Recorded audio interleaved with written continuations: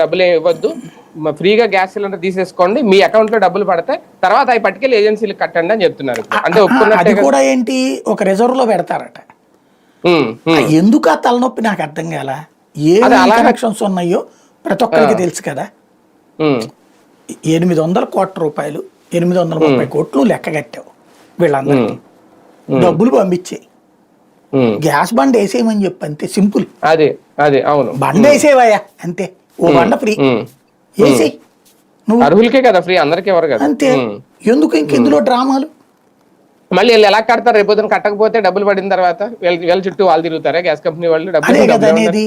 అందుకనే నేను అంటోంది ఇక్కడ ప్రాబ్లం ఏంటంటే, తెలియని వాళ్ళు కాదు వీళ్ళు, అదొక నాటకం.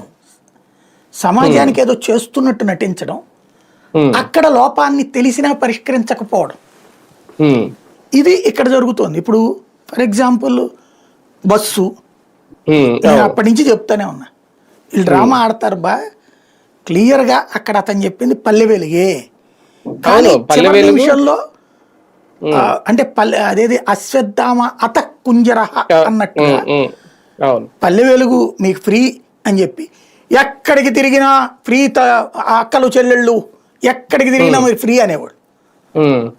పల్లె వెలుగు బస్సుల్లో అనేవాళ్ళు.